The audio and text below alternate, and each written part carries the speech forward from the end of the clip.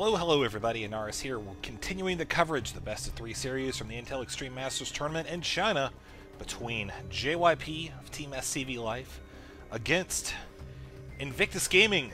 iGXiGua stands for Watermelon. Again, I'm going to remind you every game, because watermelons are freaking amazing. Spalding is the green Zerg down in the bottom right position. Here today on Tal'Darim Altar, which I'm apparently flying all over because I'm amazing with the mouse. So game number 1. Do I really need to say more? That was one of the most intense matches I have ever watched. The back and forth action, the loss of the Nexus, the loss of another Nexus. JYP putting that pressure on, man, throwing in the all-in with all those sentries. Ooh, doggy biscuits.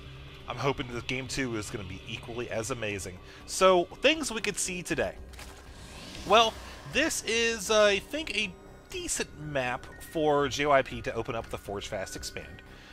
We see he does have the pylon up here already. We're going to see that wall off, hopefully be nice and tight. Hopefully, not because, well, I mean, I'm not going to lie, I play Protoss, but more importantly, I just want to see this turn into an amazing game like game number 1, man. I'll tell you what, I don't want to have some Zerglings coming in at 3 minutes holding me down. So let's hope for the best here as iGXiGua is opening up with a pool. No hatchery. What can we be seeing here? I'm thinking maybe because of the fact that it's a little bit bigger of a map, 4 spawning positions, maybe anticipating some probe harass here at the natural, and wants to get out some Zerglings in order to, you know, get away probe, all kind of that kind of stuff. So I think that's kind of the thinking behind that. We'll, of course, give that some time and let that play out. As the Forge is complete, we do see that JYP actually has not dropped a Nexus yet. I think that's actually a very smart move, mainly because the fact that he came down there, he scouted the pool, so he knows dropping a Nexus now would be a terrible idea. But look at what iGXiGua is doing right now. Oh no, he is going to be dropping it. So that means if you know, iGXiGua decides to come over here with some Zerglings, this wall is not going to be anywhere near completed. And look at this, we have some Zerglings on the way right now. We had a total of 8 being built there, and so this wall is going to have to go up very quickly, or else I think we're going to see a repeat of game number 1 with Zerglings in my mineral line doing their stuff, delaying the mine-ins. So we'll just hope here that JYP is going to be able to hold this off. Otherwise, iGXiGua is going to make this a very quick game number 2. But hey, if he does that, we get to go into game number 3, which could possibly be an even more legendary than the first one. Squee! Really, either way, this is going to be good. So, I think that just... Oh, nice! Dropping a pylon. Unfortunately for that probe. Actually, no, that was pretty smart, I have to say. Unfortunate for the probe, yes. But the fact that it gave the cannon enough time to pick off all but one Zergling. So now we're going to see, okay, JYP is going to be able to handle that. Zergling obviously in hold position there. Going to have to be very careful with that thing, as he might lose it if he's not super handy with the micro. We do, of course, have those probes chasing around. He has 2 probes there because, oh, Zergling's still pretty dangerous, man. But keep in mind, 8 hit points left. There's that double zap. So we are going to see that go down pretty quick. But look at how iGXiGua is going to respond to what was going with the Forge Fast Expand. Going ahead and taking a 3rd. Now, this could be very risky, because if you look at how the expansions are laid out, both of the Zerg expansions are actually pushing towards the Protoss natural, where that means a little bit shorter travel distance, and also over here, iGXiGua could face air-based pressure, such as a Void Ray, something like that. Now, I've gone on before about my thoughts on the Void Ray harassment in PvZ, how, you know, you're basically calls the Zerg to make a whole bunch of Spore Crawlers, which double as detection, which can cut back on your ability to harass with Dark Templar later on. But still, it's certainly feasible, and you can actually end up getting a lot of damage with that. So I'm going to be looking to see what happens. We do have a Stargate going down, double gas as well, bringing it to a total of 4, and Metabolic Boost on the way for the Zerg player, who does have some Zerglings running around, pretty much just checking the expansions, coming up, looking for any stray probes, checking the watchtowers here at some point. That's pretty much just what you would expect them to do running around, as Metabolic Boost is about 50% complete. Okay, that's good. So the Zerg is actually going to have a decent bit of gas here to sit on, as he is currently mining off of one. Still, he's got a second one as well. So the Zerglings are going to come up, and there's not going to be a lot of room, but that's all he needs right there. Will this pile? Oh, so close. Clutch gateway, man. Let me just tell you, JYP busting in with the last-second structures this game. He is pushing it to the limit as, well, he's going to be pretty much just continuing on with the sentries. You see he canceled that gateway. He might decide to go ahead and throw down. Oh, one Zergling actually got in there. I think don't tell me that's the same one. Are you serious? I think that's the same Zergling. Wow, that's actually really funny. So we have a couple zealots running around. One there. One coming in here as well. JYP knows it's not going to be super duper effective, not going to be able to solo a hatchery or anything like that. But what he's hoping to get from this is use some of these defensive units that he made in the early game, put them to good use. He doesn't really need them right now. He's got the sentries, he's got the cannon, everything's fine and dandy. So he needs to do some scouting, so that way he can come out with his Void Ray and get an idea of maybe potential targets. Using the Void Ray to scout is all fine and dandy, but you maybe kind of want to pick a good target and then send that Void Ray straight to that point rather than bouncing around and kind of hoping that you end up landing at the ideal target before actually the defenses are set up. So the income right now, 53 to 43, as we do have a couple queens over here, but keep in mind there's also a Phoenix. It does have enough energy for one liftoff, and so the plan with the Phoenix now is to divert the attention of the queens away from this expansion. Now the Void Ray over here, you can see running down, catching back up with a second Phoenix. They're going to be meeting up here as well. And JYP's basic plan here is, again, going to be kind of bouncing around, containment, scouting, looking for opportunities. If he can get a charge up on, say, a hatchery, or, I mean, if he wants to go for the drones as well, that'd be fine. And pick up a queen, pick up two queens, take out the third, then that'll be great. The problem is, 3 queens here, and that is just going to be a crowd right now. As you see, they also have enough energy for a heal. At least that one does, that one as well. So it's going to be very difficult for JYP to really try to force any serious damage. But note that he is going to be getting a couple free kills here with the expansion. The Void Ray, you see it's sitting on 2 kills. Okay, that's fine. Going to have a third. Could have got a fourth. Yep, there we go. So iGXiGua, actually very smart playstyle right here. Going ahead with some Hydras, although he did build a lot of them. I'm really wondering if he's going to be creating these just to stop this attack, but with this many, you would think he's almost going to be committing to some kind of Hydra-based play. He's also got a bunch of Zerglings upgrading weapons level 1 for the missile attacks. So looking around at what he has, he's also got a Roach Warren. So we're going to see some kind of Roach Hydra variant today. Now, you know, it used to be, before 1.4, you'd see infestors come in and do their work, especially on 3 bases, man. I mean, that's Neural Parasite, Fungal Growth, amazing. Fungal Growth still is pretty darn good. You can't spam it quite as easily. You can't clip, basically, anymore with the FGs, but the Neural Parasite range down from 9 to 7. That really hurts when you got Colossi running around with that range upgrade. And this poor probe, man, he's just left by himself to defend off against that.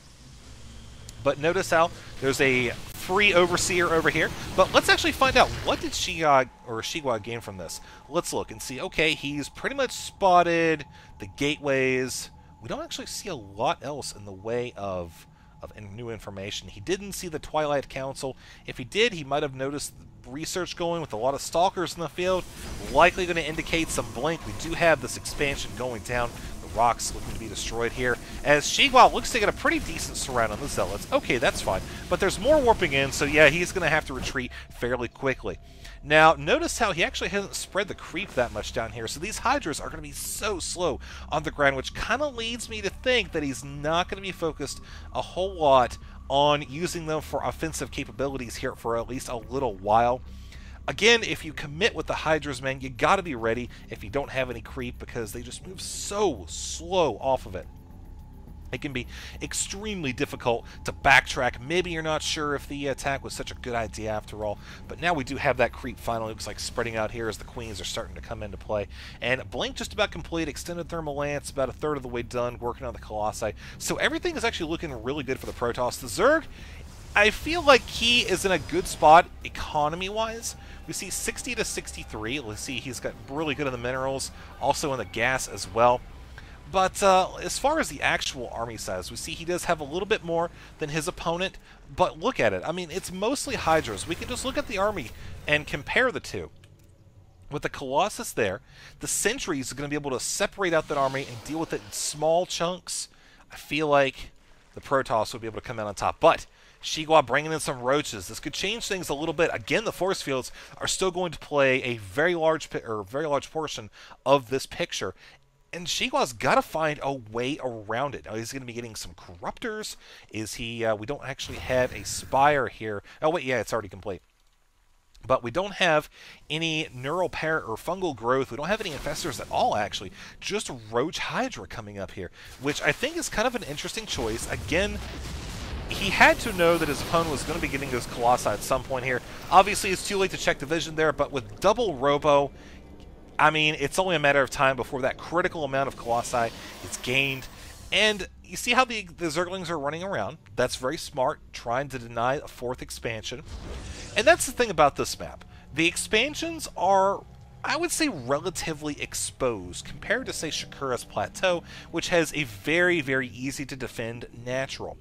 But the nice thing about expansions on this map is that they're all kind of connected. Looking at the natural, you see you just kind of pop out, oh hey, you're right here. Leading up, there's kind of a pathway with one real entrance down here. Down here, and there's another one up here, but still, it's very straight and to the point. And then you head down that path, and you're pretty much immediately at yet another expansion. So, it kind of flows very nicely. And I think also it's going to work out here for the Protoss player as well, because his third base actually is protected, at least from a face-up position here, by his natural, so it's a little bit more difficult for the Zerg player to assault it directly. Of course, he can always run around the back entrance here, but keep in mind, it's not like the Zerg where both of these expansions are pressed up against the Protoss. So now we have here some great force fields. The Protoss looking to move in here with the Colossi. All but one has been defeated, and obviously the Corruptors playing a big part in that. The Hydras as well, they're doing pretty good. The fact that you've got that 6 range, they're able to come in here and go toe-to-toe with these Stalkers. Obviously, Blink is going to play a massive role in that engagement, allowing the Protoss to essentially come out, I wouldn't say relatively unscathed, but I'd say he came out in a pretty good position. So, as far as resources lost, you can just take a quick look at that and see how things are going. Obviously, down here we have another expansion on the move. iGXiGua looking to take a fourth and get it saturated here. 65 to 62 on the worker count. Zerglings running by the army. Of course, the Protoss sees it, and he's going to be backing off and probably should be able to deal with that without too much difficulty. This fourth they might force a cancellation. I think that's kind of the best case scenario here. He's going to end up losing a lot of those. Yep, there we go. Oh, nice burrow. Not only will the burrow save a lot of those Zerglings, at least for the time being, but it's going to delay that expansion a little bit there, as they are burrowed where that Nexus would go. So he's going to see an Observer pop out here at some point in the near future. But for now, notice that iGXiGua now has the Roach Burrow, so he's going to be able to regenerate those extremely quickly. I'm going to be looking for him to try to capitalize on this tech advantage that he now has. I call it an advantage because I feel like, yes, the Protoss does have a lot of Blink Stalkers here, but you see Zerg is maxed out. He's got 4 hatcheries, he's got a macro hatchery on the way, and I feel like he's going to be able to just produce a lot of units very quickly once this army is defeated. But likewise, JYP does have 3 bases running right now. Obviously, heading away over to defend the 4th. Getting pulled a little bit out of position there, giving Zerg some free time here in the natural. But the Broodlords are actually just kind of piddling around at the gas, taking out the Stargate as well. And you see, there's the Blink. But with the Broodlords unprotected, you're going to see those Stalkers really just take those down super quick. You don't see him, JYP, committing too much to the Colossi. He's got 2, but he went extremely heavy with the Blink Stalker play. Now, he does have 3 weapons upgraded. If you take a look here at the Zerg Air, you see that, well, frankly, he doesn't have a lot in the way of upgrades for that. He's got a bunch more Roaches on the way, but JYP is on the warpath, man. He is now up on the army, 152 to 151. I think a little bits pieces going down there, but with him moving down towards the Zerg base, I feel like that, you know, iGXiGua is not going to be in a position to really do anything but defend. You see, he's pushing forward, and that's good, but the problem is he's going to get to the point now where, okay, Protoss has the high ground, he dropped down some of those force fields, and Zerg suffered pretty heavy casualties as a result of that. Also, the Void Ray running around, just keeping tabs on things, and we see up here the income as it goes 62 to 61. This expansion now finally coming up, the cannons knocking out some of those Zerglings there, with JYP bringing in a little bit of reinforcements. And you see how he's not going in for the kill just yet. He knows that his opponent is in a, yes, disadvantage in terms of army, but he can also reproduce it very quickly. So what he's trying to do is he's trying to come back, get his own forces back up to speed, get this expansion saturated, and then I think we're going to see the Protoss maybe be a little bit more aggressive here. Yes, those Zerglings are still a threat. That's actually one of the biggest threats over here, as there's a decent number of probes. There are 4 cannons, though, so that's, you know, okay. That should be fine combined with, yeah, there we go, that Zealot taking some of the damage off there a little while as well. But the bigger engagement going on here as JYP having to hold off. There's the GG. Roach is coming in and just cannot withstand the onslaught of the Immortal Colossi Stalker play. Very impressive play here from JYP, representing Team SCV Life.